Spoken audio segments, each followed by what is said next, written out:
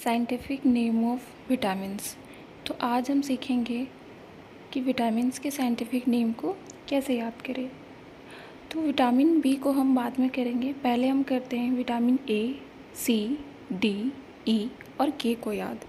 तो vitamin A को कैसे याद करें। विटामिन ए का साइंटिफिक नेम होता है रेटिनॉल। इसको कैसे याद करें।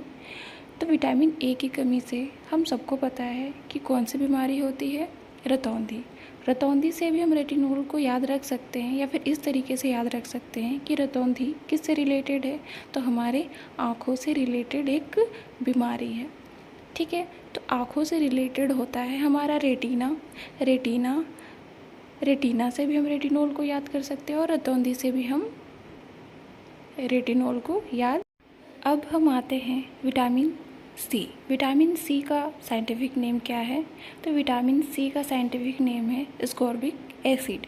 तो विटामिन सी की कमी से कौन सा रोग होता है, स्कर्वी रोग। स्कर्वी रोग होता है हमारे मसूड़ों से रिलेटेड, जिसमें मसूड़े कमज़ोर हो जाते हैं, उनसे ब्लड आने लगते हैं। तो स्कर्वी से हो गया स्कॉर्बिक एसिड। ठीक है, अब आते हैं विटामिन डी की तरफ। विटामिन डी का साइंटिफिक नेम है कैल्सीफेरोल। कैल्सीफेरोल को कैसे याद करें। तो विटामिन डी जो होता है वो हमारे हड्डी और हमारे स्किन के लिए काफ़ी अच्छा होता है। विटामिन डी कैल्शियम और फॉस्फोरस के साथ मिलकर हमारे हड्डियों को मजबूत बनाते हैं। तो यहाँ पर दो नाम आए क्या, कैल्शियम एंड फॉस्फोरस। ठीक है, तो कैल्शियम से कैल्सी और फॉस्फोरस से फेरोल।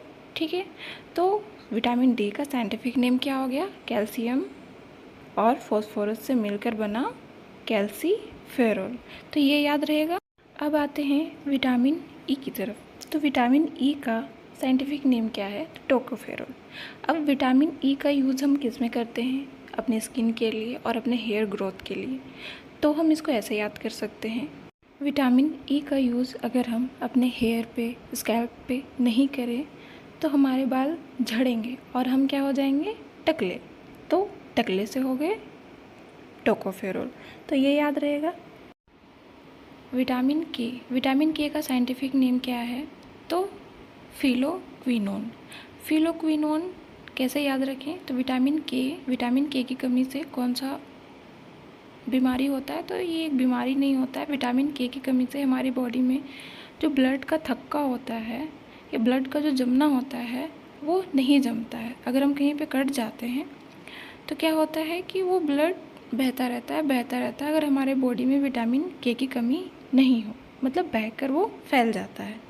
और जब ये विटामिन के प्रेजेंट रहता है तो हमारे बॉडी में ब्लड जहाँ पे कट लगता है वहाँ पे कोटिंग हो जाता है और फिर ब्लड फैलना बंद हो जाता है। ठीक है, तो फैलो या फिलोक्विनोन हम ऐसे याद रख सकते हैं।